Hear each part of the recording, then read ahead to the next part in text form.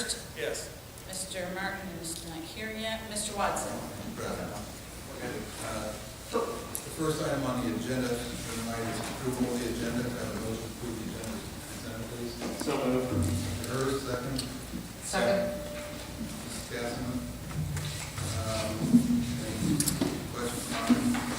Hearing none, roll call. Mr. Beeler. Yes. Mrs. Castleman. Yes. Mr. Hurst. Yes. Mr. Watson.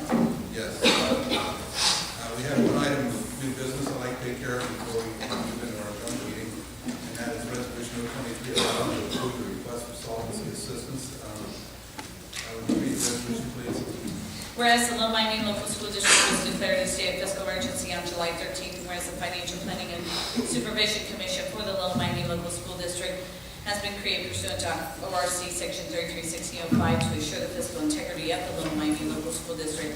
And whereas the Commission has statutory responsibility to approve the district's actions regarding fiscal management matters for the Little Miami Local Schools, and whereas pursuant to Higher Administrative Code 126.501, a forecast has been submitted to demonstrate that the Little Miami Local School District will not be able to meet its financial obligations during the FY12 school year. And whereas the State Auditor's Office has completed a forecast analysis to determine the deficit amount, and whereas the Little Miami Local Board of Education passed a resolution its regular meeting on June 1st requesting an advance from the Solvency Assistance Fund, now therefore be it resolved that the Commission requests funds in the amount of $5,952,000, and be it further resolved that the Commission directs the District Treasurer to receive these funds into the general fund of the District and use these funds to meet the financial obligations of the District for the fiscal year ending June 30th, 2012. This obligation will be reported on the monthly monitoring report. Haven't heard that resolution. Could I have a motion, please? So moved. Beeler, second. Second. Mr. Hurst. The district has already made your request and has already presented that to the State Department. This is sort of back up to support what the district has already done to get the control board. Any questions regarding this? Hearing none, can I roll call? Mr. Beeler? Yes. Mrs. Castleman? Yes. Mr. Hurst? Yes. Mr. Watson? Yes. Okay. This time,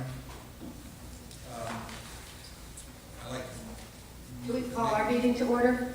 Oh, yeah, I think you're already. No, we haven't. I'm sorry. That's okay. I'd like to call the order to the Miami's Board of Education special meeting June 14, 2011. Roll call. Mrs. Grace. Here. Mr. Queen. Here. Mrs. Black. Here. Mrs. Hammer. Mrs. Dunbar. Here. Okay, I need recessed for a joint session with the State Financial Planning and Supervision Committee. I'll second. Roll call. Mrs. Grace. Yes. Mr. Queen. Yes. Mrs. Black. Yes. Mrs. Hammer. Yes. Mrs. Dunbar. Yes. Good to go. Okay. I would like to request, to reiterate, but I'd like for our session to end by 8:30 simply because the trip home and I've got an early meeting tomorrow morning in Detroit, so I like to try to get out, and I think that we can get done what we really need to get done in that amount of time, especially.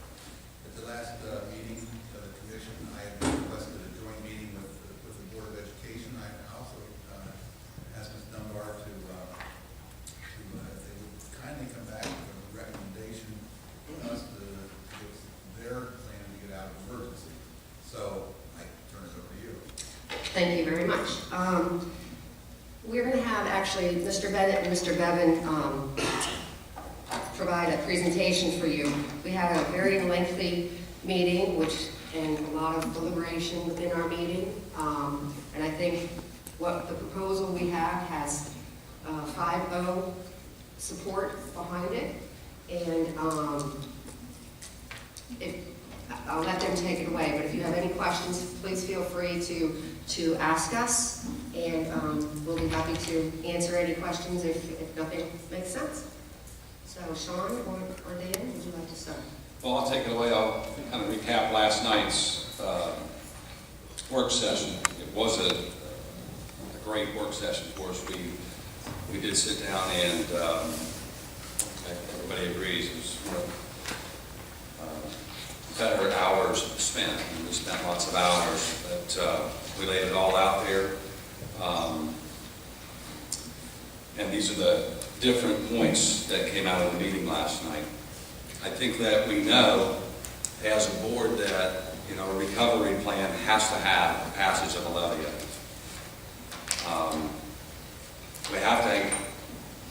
We need to work towards getting out of the fiscal emergency in a timely manner.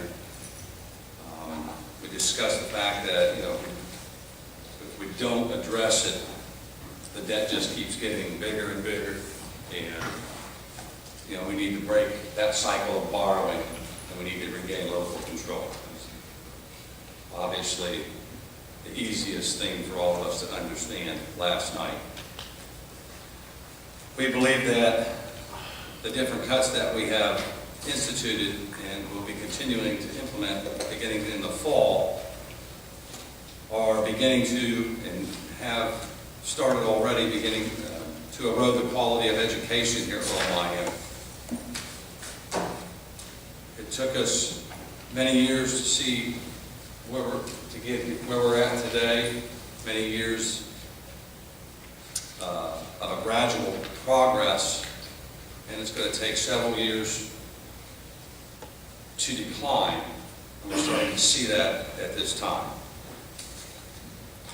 The board talked at great length about listening to the feedback of the community regarding the loss of the May levy.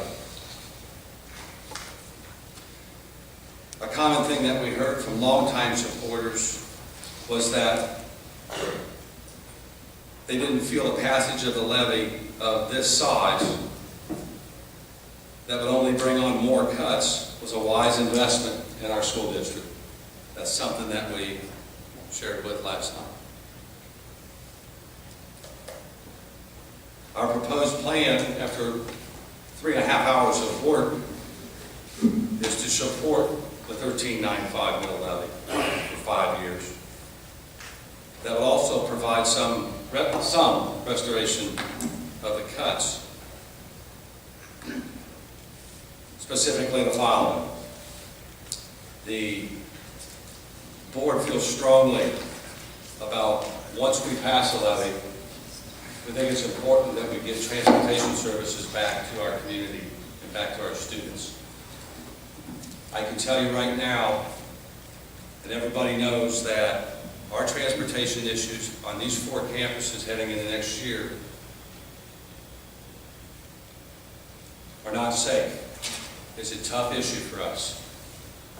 We spend a lot of our time assuring each day on and off campuses to get cars on and off the campuses, and this site especially really concerns us.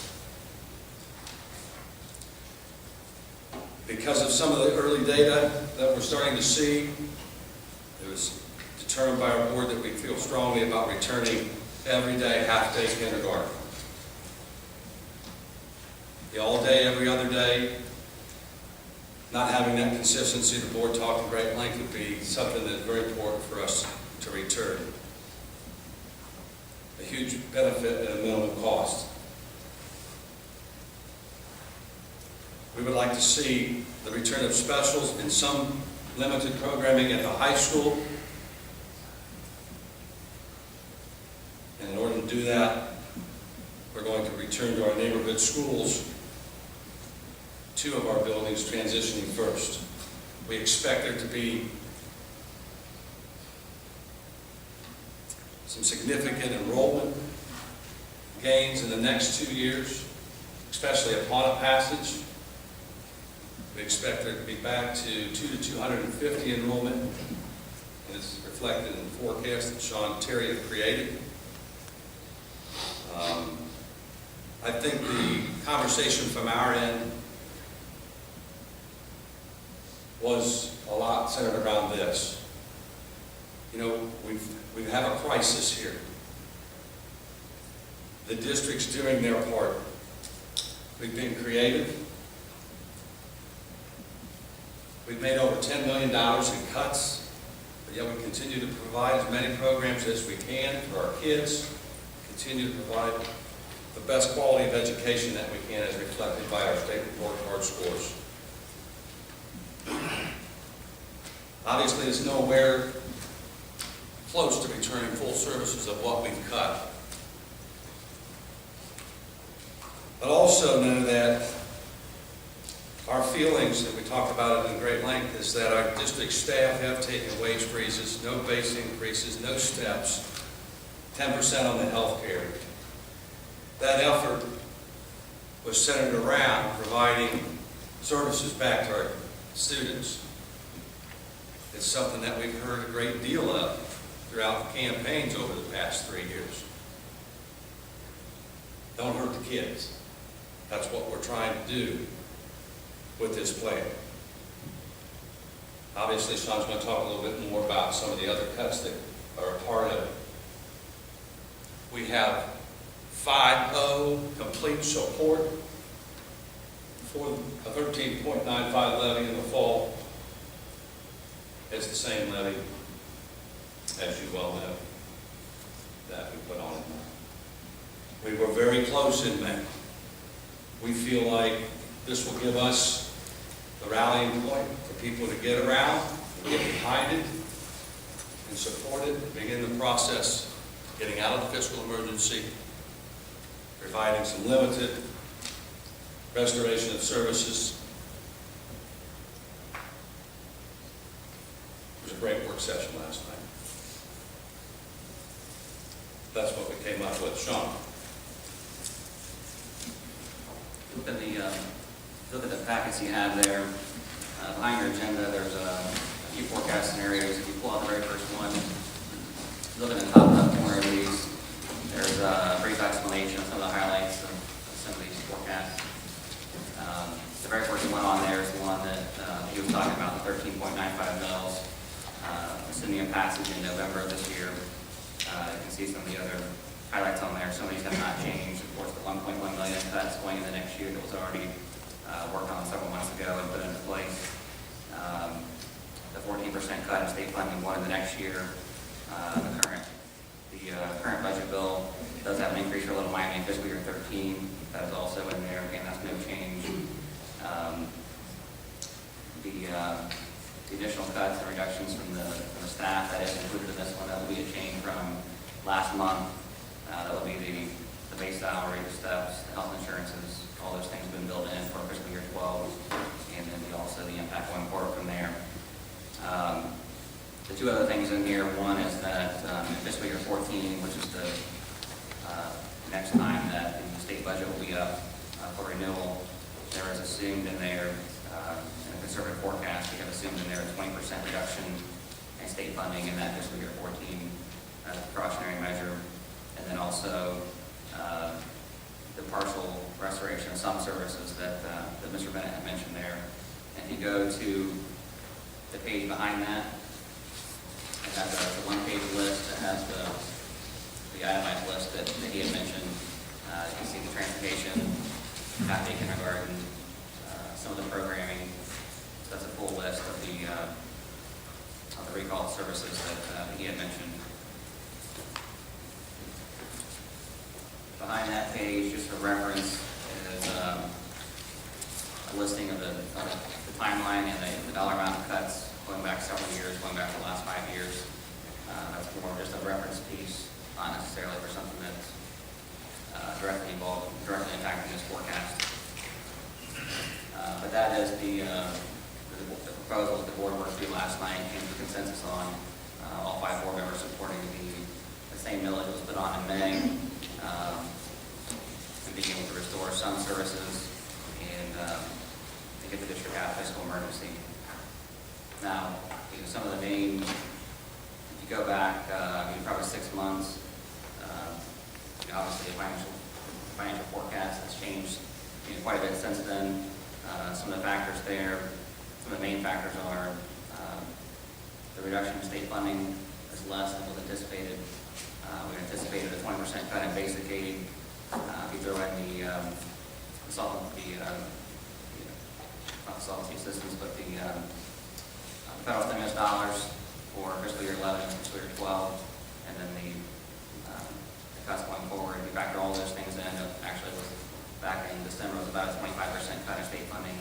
Like I mentioned, we actually came out closer to a 14% cut in fiscal year 12. So that will help quite a bit in this forecast.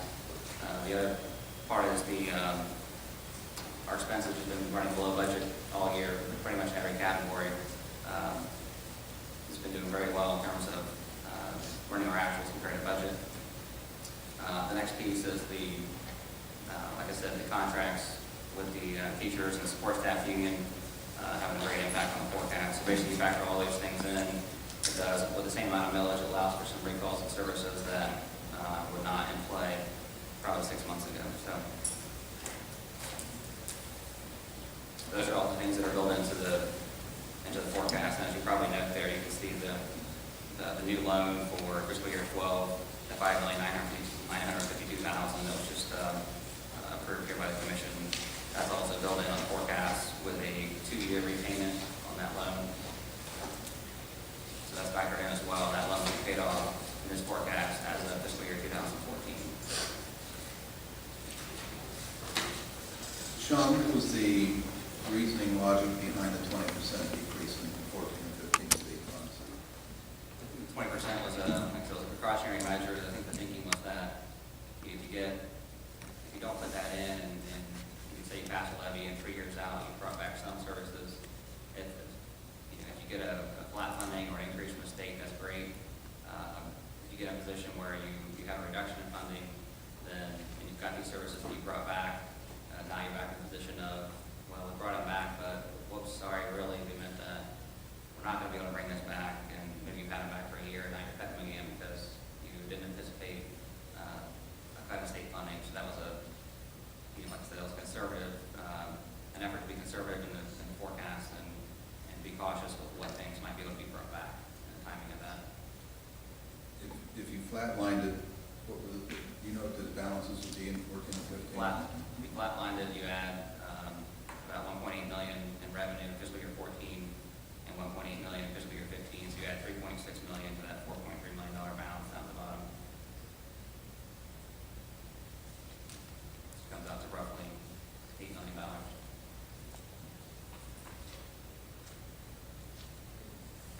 Have you had a chance to review this? The 5-year that he just did? Yes. What's your feelings on the 20% reduction?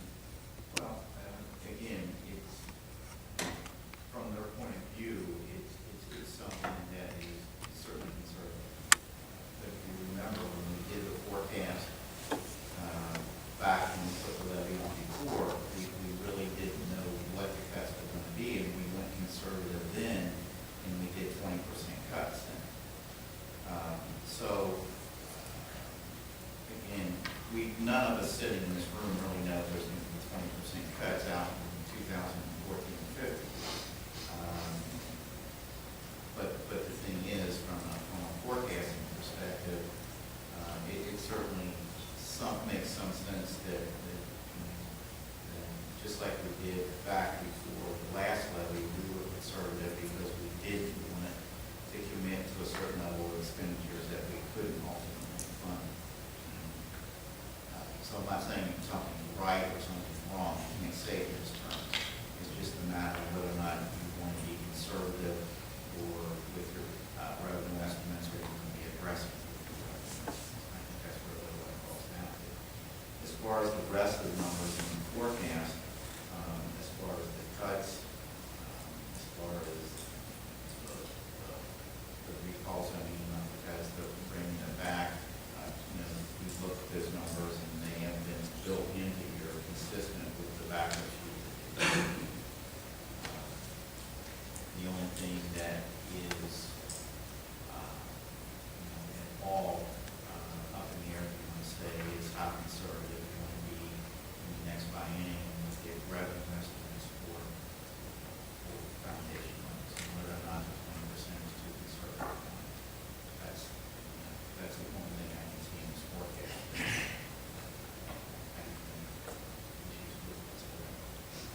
Matt, in ODM's crystal ball, what do you see for the future revenues for the state? Our revenue experts, including the national forecasting companies, expect state revenue to not return to normal in fiscal year 14. So, at the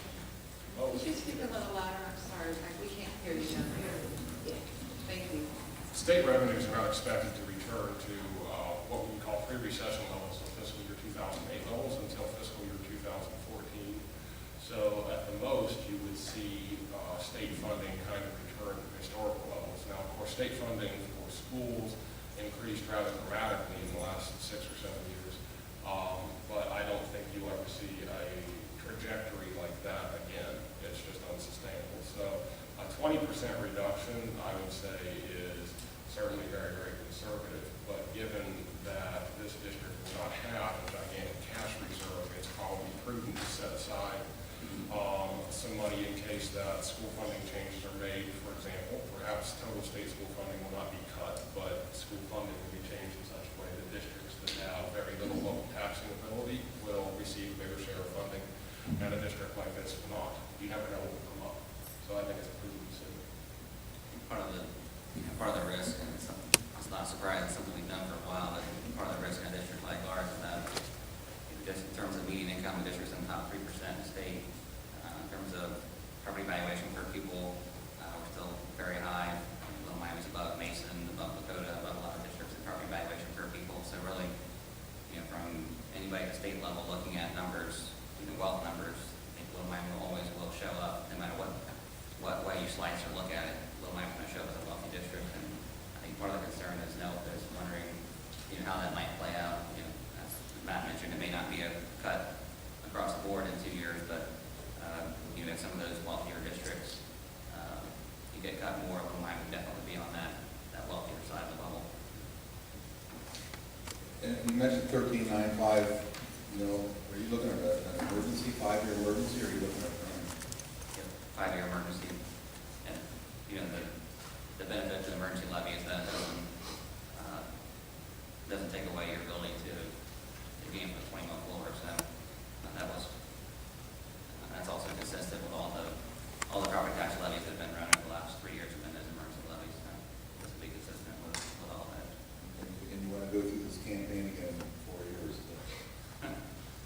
Not you, but. Well, there's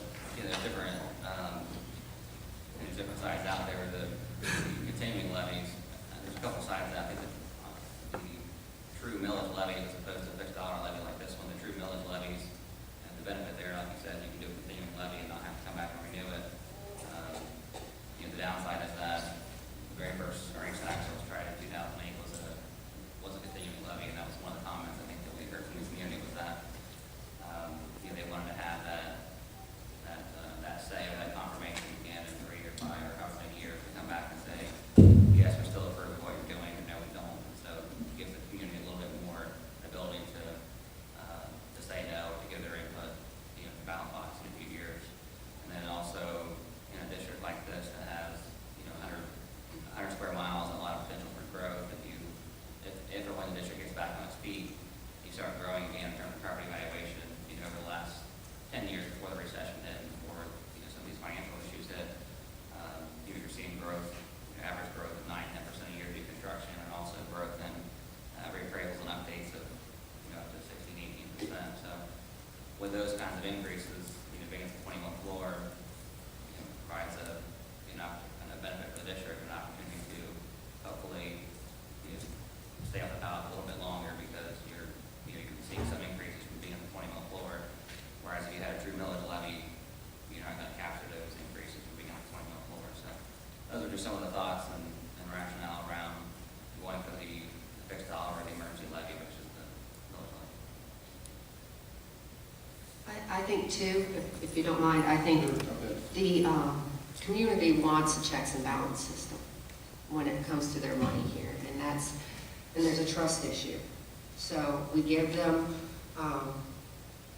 this 1395 mill levy for 5 years and show them that we are being responsible. You guys know we're being responsible with this money.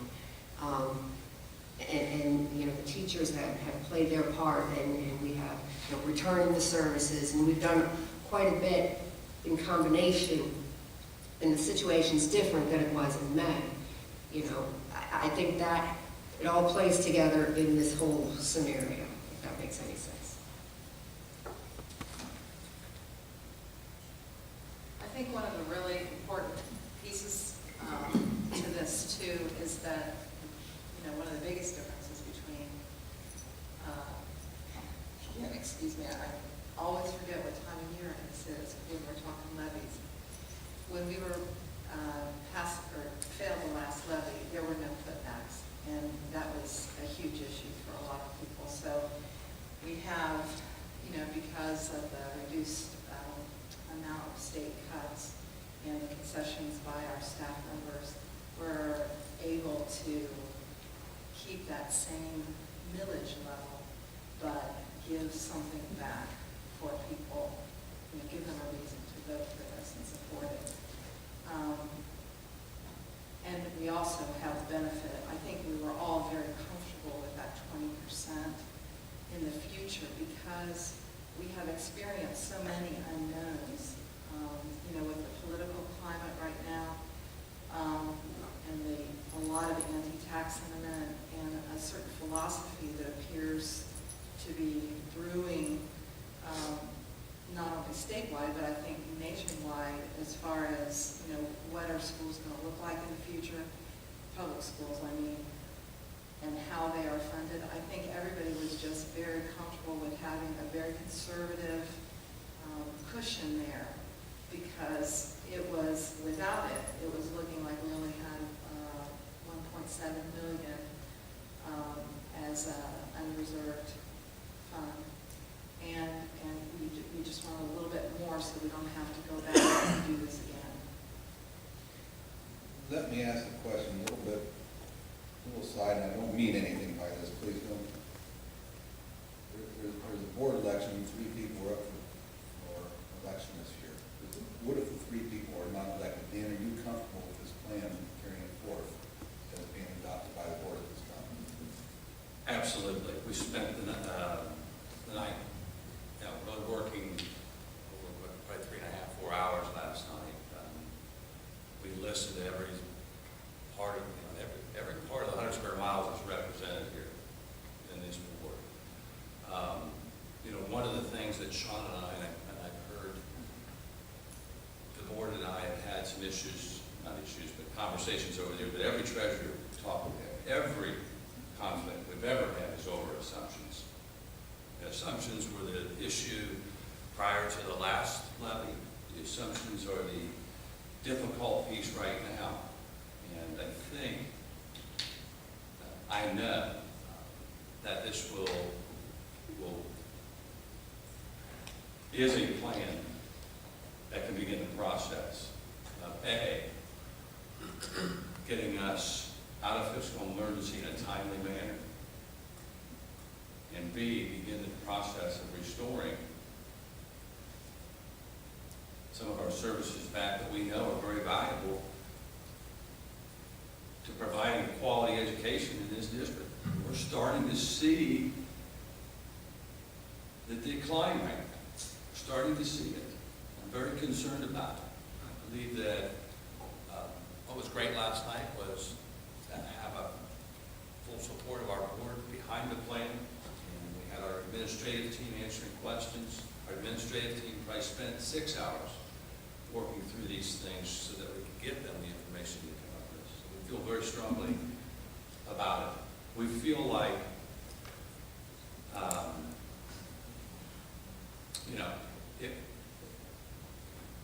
as I said before, our employees, myself included, are taking significant pay cuts so that we can get some of these services back to our people, so that they will stay here, so that we can keep providing for them moving forward. So that's what we like about this piece. I'm going to start off making comments for the commission. I'm not speaking for the commission, I'm speaking for myself. I'm sure Bill has plenty to say, and then if you ever notice me, I usually write my notes out and pretty organized about how I go about saying things. But if I stumble around tonight, it's because I don't have any notes, and I'm kind of doing this on the fly. The purpose of the commission, as we've stated time and time again, is to come in and do a recovery plan that gets the district back out of fiscal emergency. It's to restore the district so when we leave here, the administration, Board of Education can continue want without having to redo everything. Having stated that, you know, we've had some differences in the past of what needed to be done, or we tried various things, and part of what we did was ask the board for the recommendation. They come to us with this. First of all, I want to say one thing, that I am elated that we have a 5-0 vote on this. I couldn't be happier. I think that's the first time since I've been down here that we've all agreed to a plan that could work. I wouldn't have asked you to come back with a recovery plan if I was going to stomp it or veto it or do something unless you came back with something ridiculous. I do not think this is a ridiculous plan. I think it's a doable plan.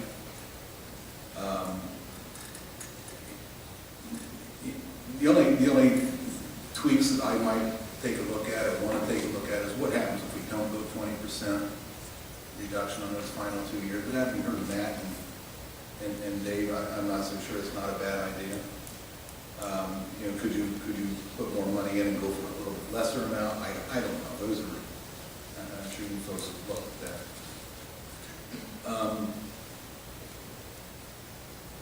As they come back in, I have no problem with the transportation immediately happening.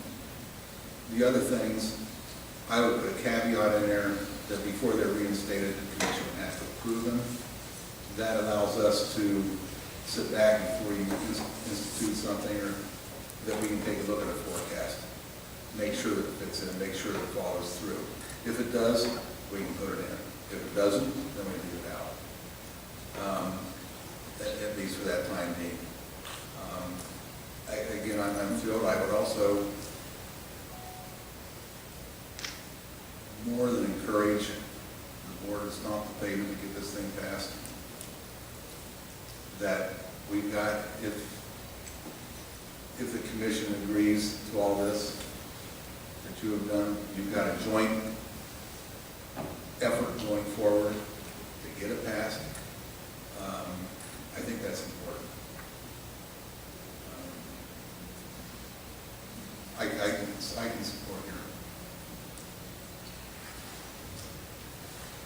The other thing I would want to do is have the Auditor State's Office review the numbers on the reinstatements, make sure that they are. And I don't question, you know, Sean or Greg or anybody else as far as that. But I would, as a commission, we need to have our expert take a look at them. Sorry, Mark, you're not great. I just have one question. I mean, ultimately, the commission has the power to approve or disapprove anything that is restored anyway, because it has financial impact. So my question is, in terms of getting this levy passed and getting this information out to the community, could we, prior to actually implementing those restorations, get your intent or your support for that plan? Well, I think that's how we would probably state that 13.5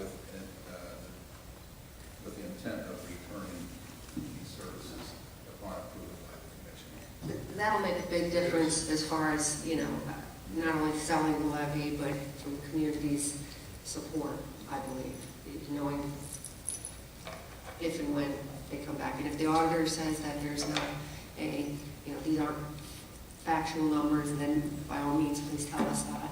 And, you know, we can adjust things appropriately.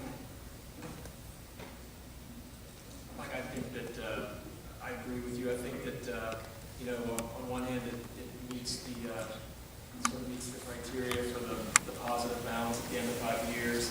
And then on the other hand, I think that, I mean, these items that are listed here, I think are a thoughtful reflection of what some of the concerns have been in the community. So I think that it probably will go a long way garnering support. So I certainly support this as well.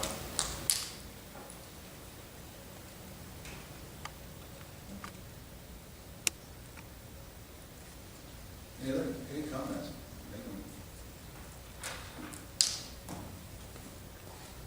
I think I mean, it's a good plan, it's good, would echo everything that Mike has said. It's the thoughts that keep going through my mind are, first off, there's going to be a core of people who would vote no for a school levy, even if you told them that if they vote no, they lose their oxygen. They just vote no all the time. Great. There's no rhyme or reason. Correct. And within that group, there are some people that are very skilled at spinning the message. And, obviously here, there's going to be some people that might look and say, well, gee, if you got extra money, why just not ask for less? I mean, we were pretty close at getting where we were. There's going to be all these different spins. We were so close as a community at passing the last levy. It's hard to know exactly what it was that made that 150 or so vote difference. But I think, and you probably already have dealt with this or are in the process of dealing with it, that there has to be not just a unified plan, but a unified message as to how you got to that plan and whys and wherefores and one. And secondly, the idea of restoring things is good, but of course, for every one item you restore on this side, there's somebody on this side that wants something else restored, and that's going to be a negative. You just close those schools. Now, a year later, you're going to open them up. Wait a minute. We read the literature that said Butlerville was just not a functioning building, and it was going to cost more to keep it open. So why are we open? Those are the things that I think that there's going to have to be prepared to deal with. And perhaps the idea of add-backs, rather than specific line items, is more of a listing of priorities. If there's money available, what are the area of priorities that we want to address? Priority of transportation, priority of neighborhood schools, or which permits some flexibility. And I know that there's some people that they don't hear that this school is opening or that school's not opening, they're not going to come out. And you can deal with that. Is there a priority that the board has? I mean, as things come up, what do you see besides these? What are the next add back? What's the priorities? We went through, we went through the list of cuts that have been made over the last several years.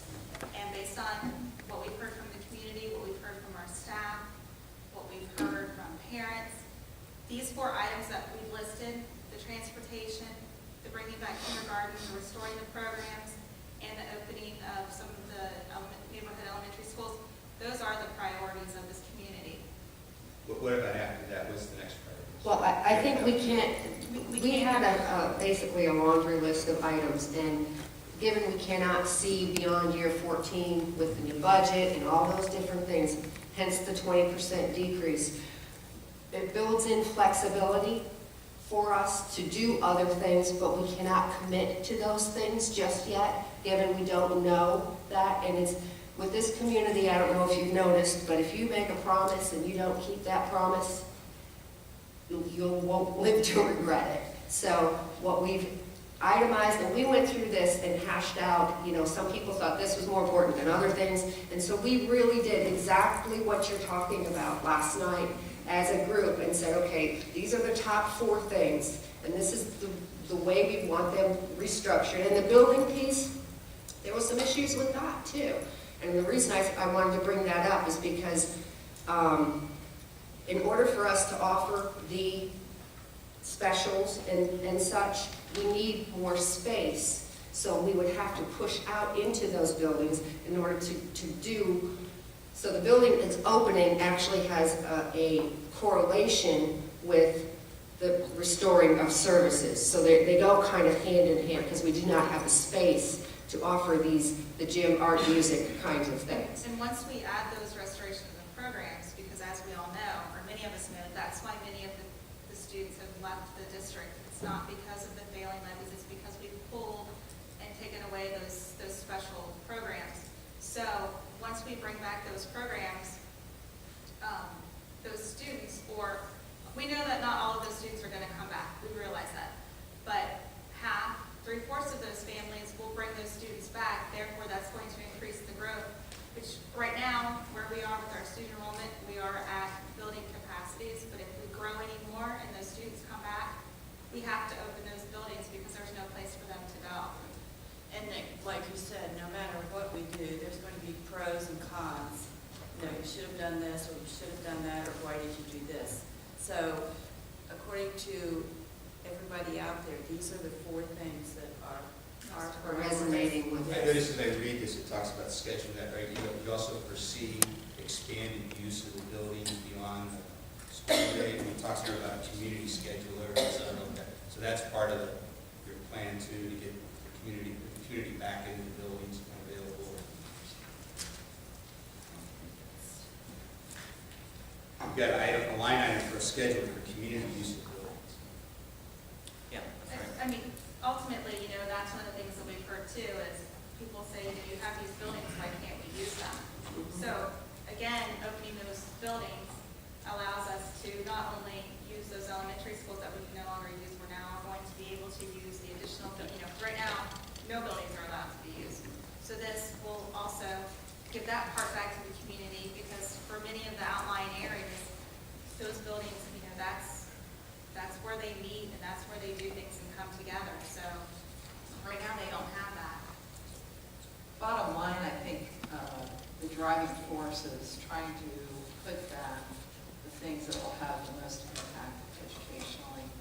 But a big part of our discussion last night too was not to overcommit, as Kim referred to, because I mean, it isn't a matter, I don't know that we ever go out there and make hard and fast promises, because there are so many variables, so many unknowns that we are constantly dealing with. But people don't hear them that way, people don't remember them that way. I know for years we fought against people believing that we had a swimming pool somewhere on our campus. And, you know, with no basis in fact. I mean, I say that half in jest, but it was really true. There were many, many people who believed that we had an auditorium somewhere.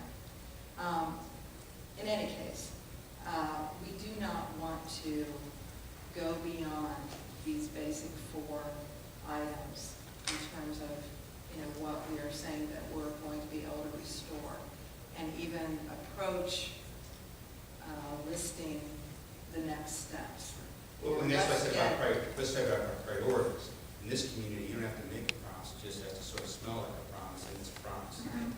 Exactly. But if the priorities are to re-engage the community as far as, and do those things in more vague terms. But if you do it, we've also learned that if you're very vague, that doesn't work either, because people want to know. You can't say, you know, we're going to, you know, bring back things that we have cut.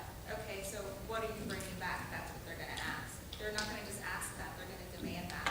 So this is a start in that process of showing them what we are bringing back. And as, you know, Mary Beth and Kim said, we're not over-promising. You know, this is what we know we can deliver to you right now. We can bring these items that are educational priorities back to our district. I think two issues. I think it's wise that you don't overcommit. Otherwise, you'll be right back to where you were. Exactly, that's In what we physical don't want to emergency happen. again in 5 years. The other thing is my experience, my personal philosophy in education is that, and I've heard, you know, we're taking away this scheduling at the high school, we're taking away this, my philosophy is inverted from that. I think you put your resources at the lower grades, your kindergarten 1 and 2, and get the kids ready to go on. And by the time they're in high school, they're more ready, and they can handle some of those things that have been taken away out. And I've never really said this publicly before, but a friend of mine is a superintendent in Appalachia, got out of emergency. He's been on excellent report card every year since emergency. They still don't have advanced placement classes. 50% of their kids go to 4-year colleges, Duke, Military Academy, other higher institutes. Another 30% go to 2-year schools.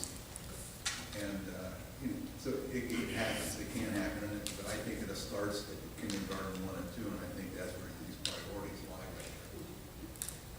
Well, we talked in great length last night about all of these issues.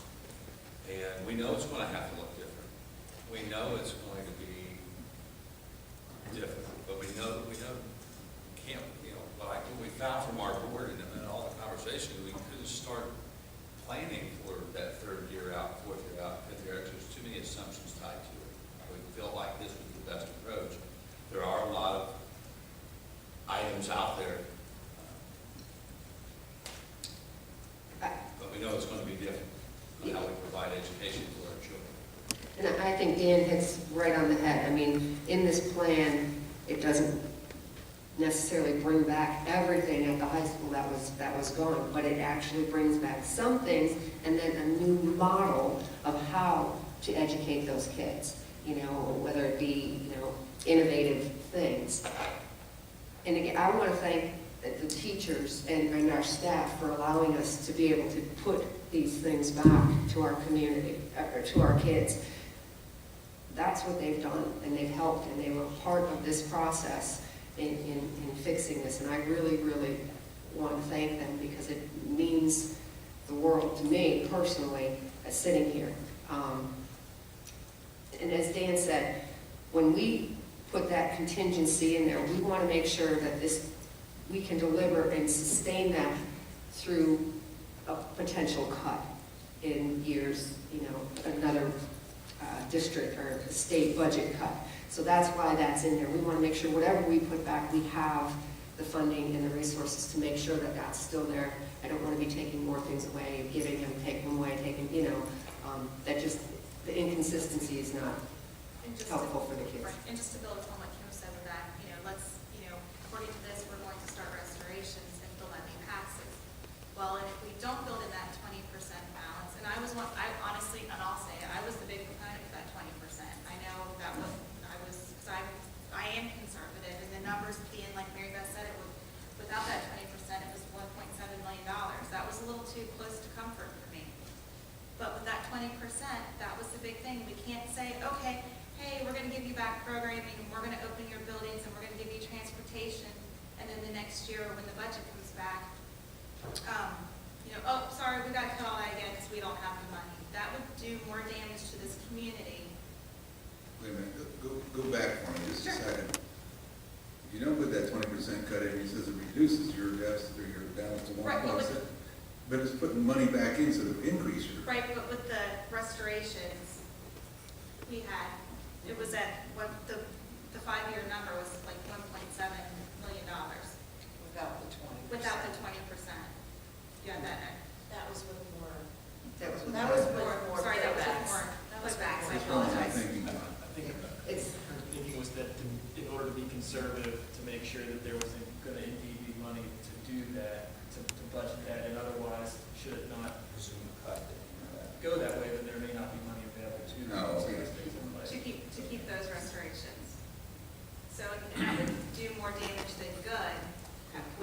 To the community, we give them back some of the restorations, and then the next year take them away. I mean, that pretty much, in my opinion, would have sealed our fate for good.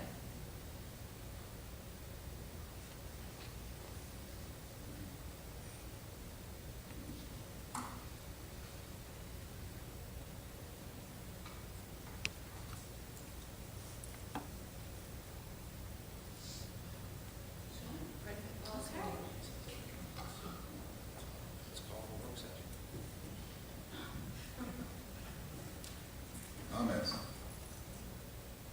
I just want to say thank you for giving us the opportunity as a board to come together and work this out. I mean, it was very, very healthy for our board to come together. There was compromises made on, I think, every single one of us on our board. There were compromises made. And for us to come together and present a plan to you as a unified group. But to be honest with you, the reason why I support it so much is because you came out with a unanimous plan. To be quite honest. I can go. I would just like to add my 2 cents on thanking the staff for what they did. That was a big monumental step. And also, our administrators really spent a lot of time on this to bring this to us. So I'd also like to thank them because that's a lot of hard work and a lot of time and effort. And we did do a lot of hashing and rehashing last night, so it was quite a good work session. Can we ask a question? Yes, ma'am. When you were talking about the neighborhood schools, is 8th grade in that mix or no? I just was curious if 8th grade was going to stay at the high school or if it was going to be What- pushed Oh, back. no. What's driving the, one of the pieces that we talked about last night is to get this high school back to 912 and It bump is. everything down. And that's the big piece, above and beyond people returning, the 250, 200 enrollment growth. But you also, you're pushing 350 kids now. No, I And that's totally what- agree, and I that's think what's that's a important. really important thing for the community because 8th grade is it's the biggest impacted if you're going to be reconfiguring. If you can bring them back out of the high school, I think that's a great And thing. that's part of the plan, you would have 7 and 8 in the junior high where they actually belong. And 5 and 6 That were would be- involved. That would be awesome. So that's, Well, just as a teacher, I mean, I support the plan from what I've heard tonight. It's such a positive feeling.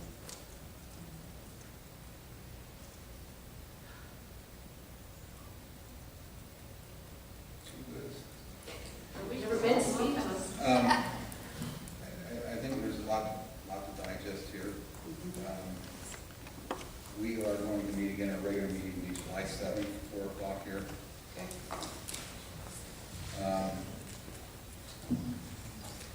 At that point, I think we can give clear direction what needs to be done because it has to be put on the ballot. I mean, we have to file the papers and you need to start your, you need to crank up that campaign right away. There's a regular time. 4 o'clock. we 4 meet. o'clock. 4 o'clock. Yeah. Okay. John, you have the dates as to when things need to be taken into account, correct? Yeah, for emergency levy, the resolution needs to go to the county auditor by August 5th and to the board of elections by August 10th. Yeah, it's not far off. so then we'll do that as marching to So there's two resolutions there that have to be approved. So I guess maybe depending on feedback from the July meeting, then this board could take some action in July. Maybe have a special meeting to approve the second resolution.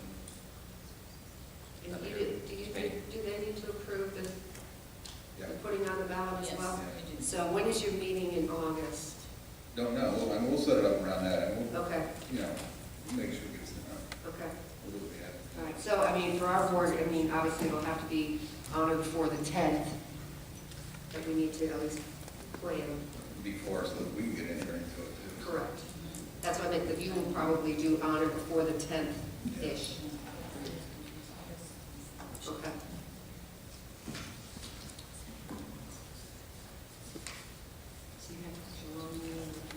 Dave, you got anything? I will certainly take a look at Sean and Terry and put together by and stuff. Commission okay? Yeah, I mean, I think so many things about it sound really good. I like the 20% cushion, except that we're probably, now as you explain, I think we should be 22. The 20 is good. And I agree. Two things are going to make this possible. Two things are going to work together to make this possible. I think one has been the bold and the thoughtful and the great step taken by the teachers and the other school employees and the administrators. Without them, it wouldn't be possible to start. The other thing that's going to make this work is, a unified board that sends a unified message to the community.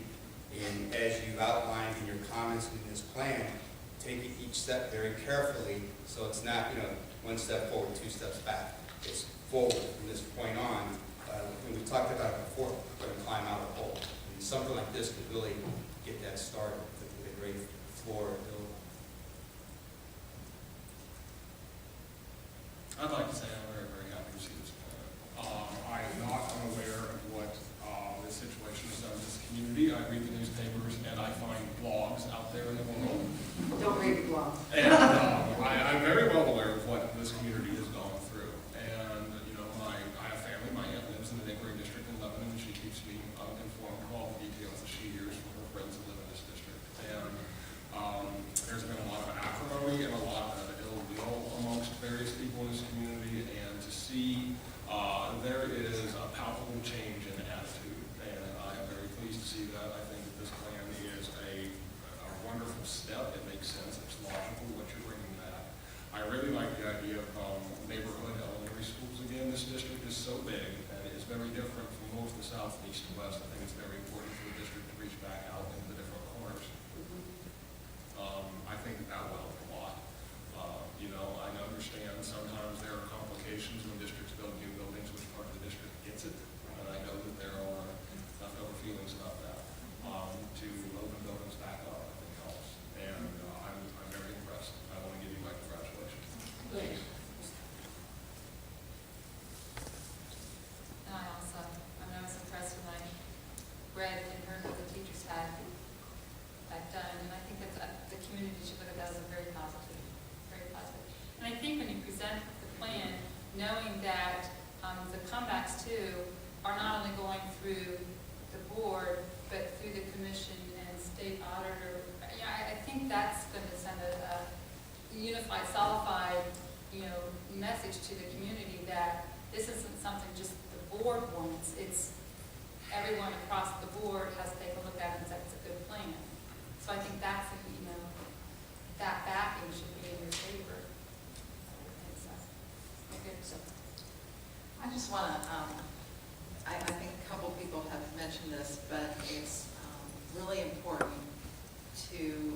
for the community to know that it just isn't our teachers who have made concessions, but it's all of our support staff as well. They're actually two unions that we work with, and the OC union has been very supportive and made those same concessions. And it's easy to just say the teachers because everybody thinks education and teachers, but we have a whole lot of people who work for us who are very important in supporting the education that goes on, and they need to be recognized for their role in making this happen as well. As well as the exempt staff. So, I mean, everybody, it was across the board that everybody wanted to be part of the solution, so.